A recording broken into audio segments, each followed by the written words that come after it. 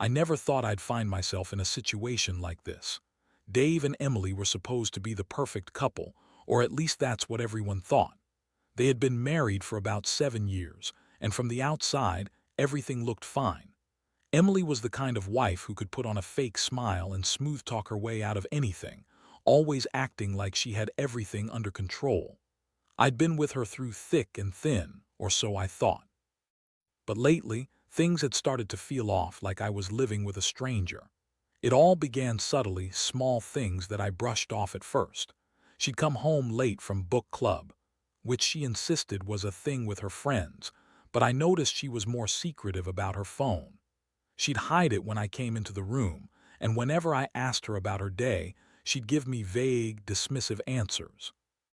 Emily was bitchy sometimes, especially when I'd press her about her whereabouts or her plans, but I figured that was just her personality. Still, I couldn't shake the feeling that she was hiding something. One night I happened to be home early from work because I wasn't feeling well. I decided to check the security cameras, something I'd never done before.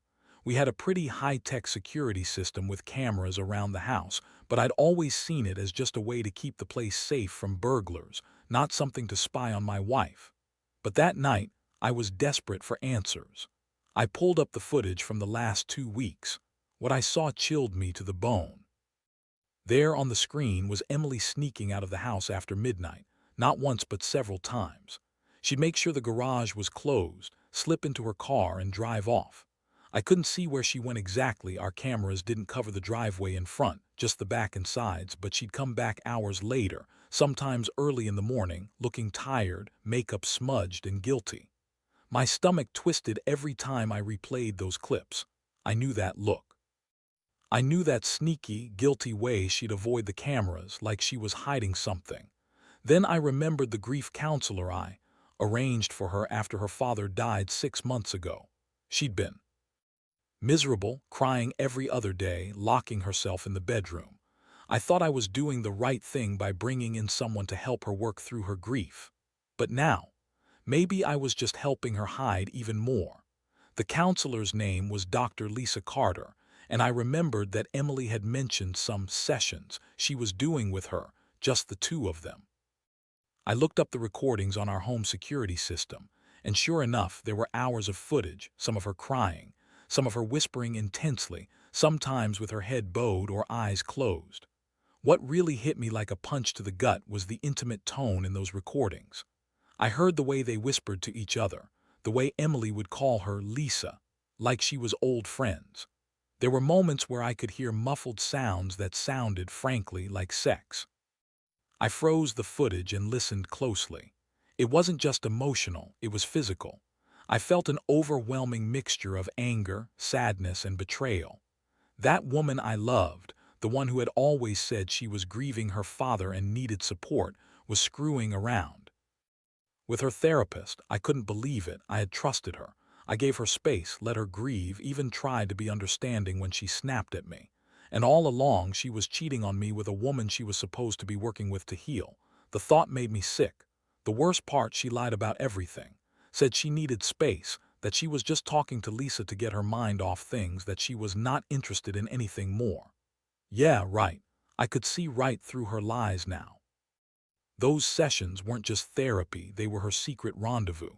I sat on the couch, staring at the screen, hands trembling. I felt like I'd been punched in the stomach. All those years, all those memories together, suddenly felt worthless.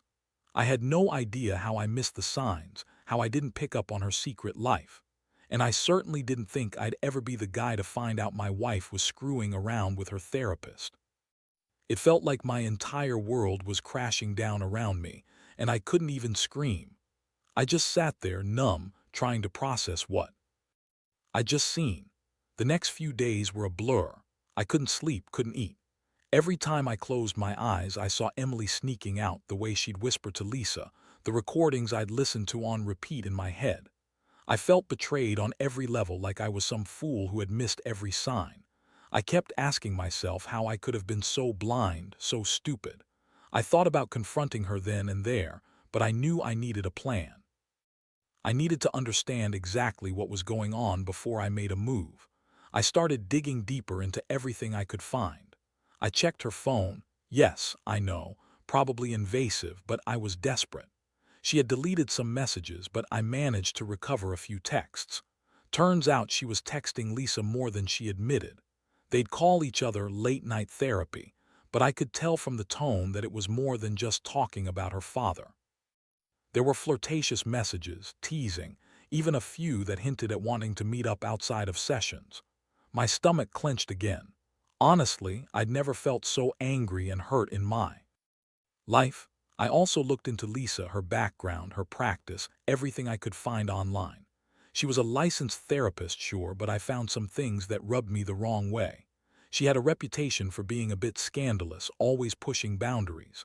I wondered how she could be so reckless, risking her license just to have sex with a client or someone she was supposed to be helping.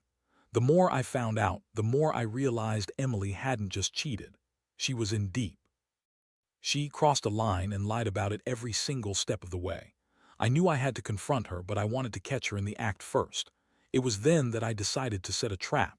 I made sure all the cameras in the house were working perfectly, especially the ones in the bedroom and living room. I turned on the audio recording on the system, just in case I needed undeniable proof. My plan was simple. I'd confront her, catch her red-handed, and then decide what to do next.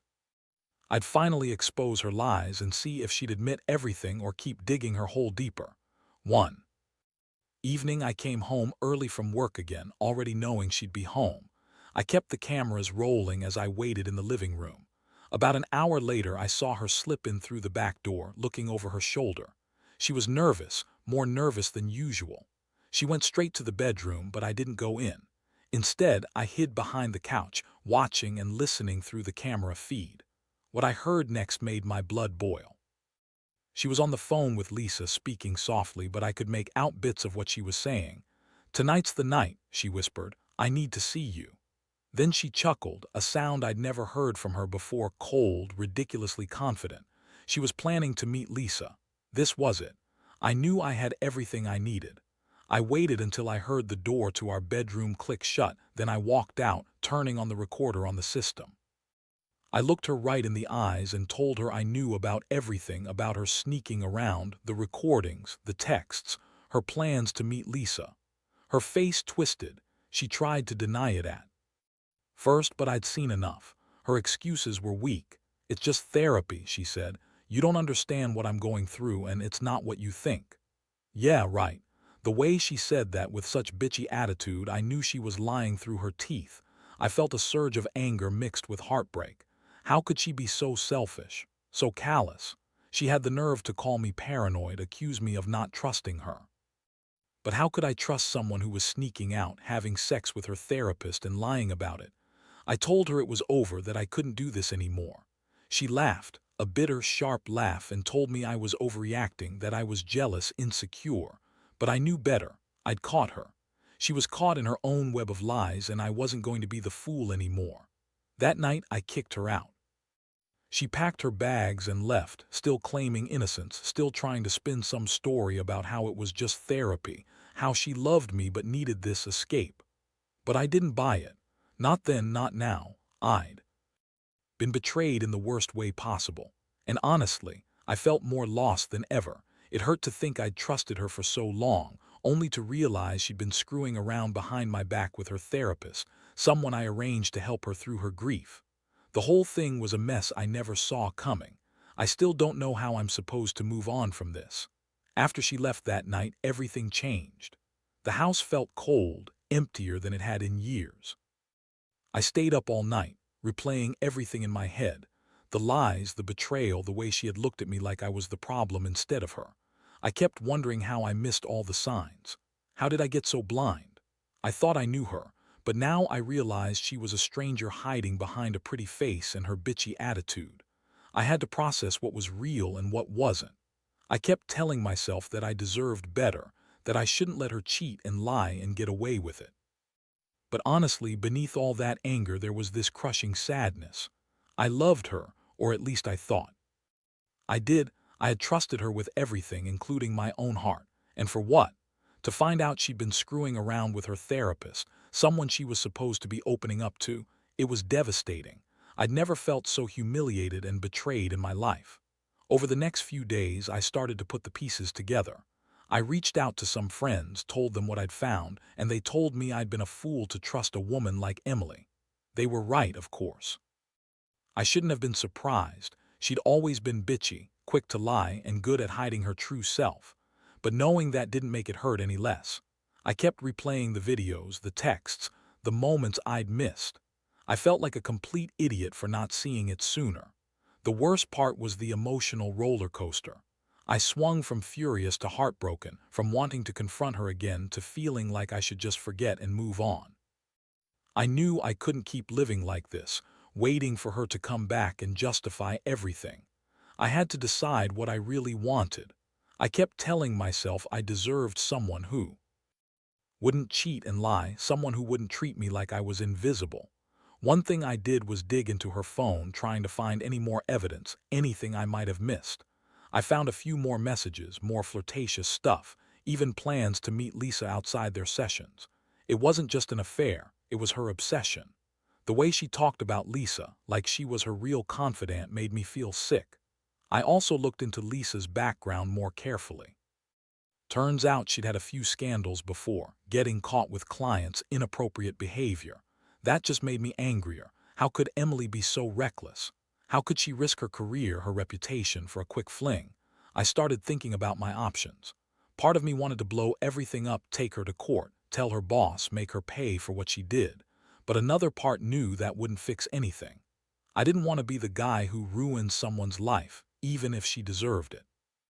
No, what I really wanted was to get as far away from her as possible, to cut her out of my life completely. I wasn't going to let her ruin me anymore. In the midst of all this, I realized I had to make some tough decisions. I couldn't stay under the same roof with a woman who had lied to me for months, who had been brazen enough to cheat behind my back and then try to deny it. I knew I had to leave, to start over somewhere else. I found a small apartment nearby, nothing fancy, just enough space for me to breathe. I told myself I needed distance, time to heal and reflect on what I really wanted. Part of me hoped she'd come back, maybe realize what she lost, but deep down, I knew that was probably just wishful thinking. The reality was I'd been played and I was the one left picking up the pieces. It's funny how life can change in a heartbeat. One day you're thinking everything's fine. The next, your whole world is shattered. I kept coming back to the fact that I had been so trusting, so naive. I let her get away with so much because I thought I was holding everything together. Turns out I was just blind. Now I realize I need to rebuild, but hard. Trusting again feels almost impossible. I keep wondering how many other lies were hidden, what else I didn't see. But I guess that's part of life, learning from the pain, growing stronger, and trying to move forward, even when every step feels like walking through mud. The first few weeks after she left were the hardest. The house felt colder, emptier, like I was standing in a shell of what used to be my life. I'd go to bed hoping I'd wake up and it'd all be a bad nightmare. But it was. Every morning, the reality hit me hard. She was gone, and I was left with nothing but memories and her betrayal echoing in my mind. I threw myself into work, trying to keep busy, but it was like trying to hold water in my hands. Every time I closed my eyes, I saw her sneaking out, heard her voice whispering with Lisa, felt the betrayal all over again. I kept replaying those recordings on the security system, trying to understand how I missed so many signs. It made me furious at myself. How could I have been so blind? How could I have trusted her so completely when all along she was screwing around behind my back?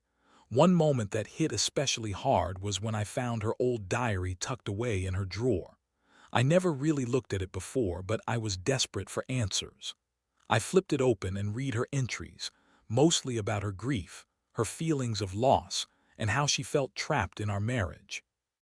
But then I saw something that made my stomach turn, a detailed account of her sessions with Lisa, how she was breaking free, and how she was finally happy when they were alone. That was the moment I realized she'd been lying to me, not just about the affair, but about everything. Her grief, her supposed therapy, it was all just a cover-up. I started to question everything about our relationship. Was I ever really a part of her life? Or was I just some background noise she tolerated until she found a way to escape? The more I thought about it, the more I saw all the signs I'd ignored. Her bitchy attitude, her secretive phone habits, the late-night book club excuses. She had been planning her escape for months, maybe longer. All the while, I was just clinging to some hope that she'd come back, that things would get better. But now I knew better. She was done, and I was just the guy she used as a safety net. Despite all the pain, I knew I had to start rebuilding myself. I reached out to a few friends, those who had been around long enough to see through her bullshit, and told them everything. They were angry on my behalf, calling her a manipulative bitch and saying I deserved better. Their support helped, but it didn't erase the sting of betrayal. I felt like I was walking around with a gaping wound in my chest that just wouldn't heal. I also started going through my bank statements, trying to see if she'd made any financial moves I didn't know about. Turns out, she'd been funneling money into some strange accounts, probably leases or some other shady thing. I wasn't surprised. She'd always been good at hiding her tracks, but I had enough to prove she'd been planning this for a while. That just fueled my anger. She had been deceitful, manipulative, and utterly selfish. She didn't just cheat, she lied, betrayed, and used. Me, in the middle of all this chaos, I made one decision. I wasn't going to chase her. I wasn't going to beg or plead anymore. I realized that clinging to her or waiting for her to come back was only prolonging my pain. I needed to focus on myself, on healing, and on figuring out what I really wanted, something I'd lost sight of during those years of being with her. For the first time in a long time, I started to see a glimmer of hope. Not because she was coming back, but because I was starting to rebuild the pieces of myself she'd shattered.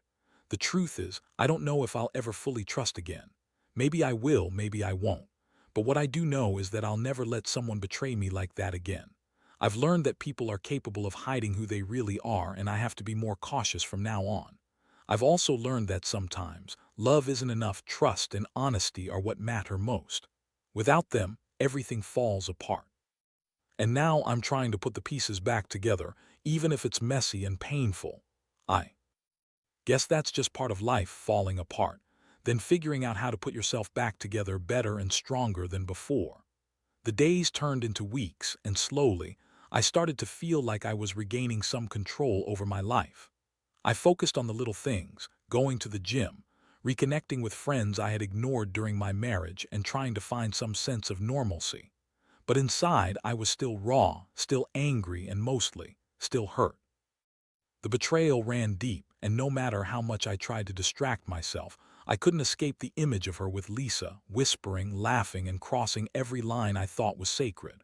I kept wondering why she did it. I mean, she was a bitch about everything, always throwing fits, lying, acting like the world owed her something. But this was next level. She had lied about her grief, lied about therapy, and then turned around to cheat with her therapist. It was like she thrived on screwing with people, especially me. I kept asking myself if I'd ever really known her at all. The woman I loved, the woman I married, seemed to have been nothing more than a facade, a carefully crafted mask hiding a manipulative, selfish bitch. One night, I decided to confront her again. Well, not directly, but in a way that would let her know I wasn't going to be played anymore. I had planted a hidden microphone in the house, hoping to catch her slip-up if she ever talked about me or our marriage around Lisa or anyone else. Honestly, I wasn't expecting much, but I thought it might give me some peace of mind. I wasn't trying to trap her, I just needed to hear the truth one last time. That evening, I sat on the couch pretending to watch TV while the recorder quietly picked up everything. Not long after, I heard her voice. She was talking on the phone with Lisa. I recognized her tone immediately. They were planning their next session, and Emily was clearly cocky, confident. She said, "Tonight's the night. I can't wait to see you again, Lisa. It's been too long." My stomach dropped. That was the confirmation I needed that she was still cheating, still lying, still planning to see her behind my back. I felt a strange mix of relief and anger. Relief because I finally had undeniable proof that she hadn't changed, that she was still the manipulative woman I'd uncovered. And anger because she thought she could keep doing this under my nose, lying straight to my face. It made me realize that she didn't care about the damage she'd done. She was still playing her games, still feeding her own ego. That night, I finally saw her for who she really was. Not the loving wife I'd tried to hold on to, but a selfish, manipulative woman who used her grief, her sexuality, and her therapist as tools to get what she wanted. It was a harsh wake-up call, but one I desperately needed. I knew I had to make a choice: keep pretending everything was okay or finally cut ties for good. I decided to confront her face to face.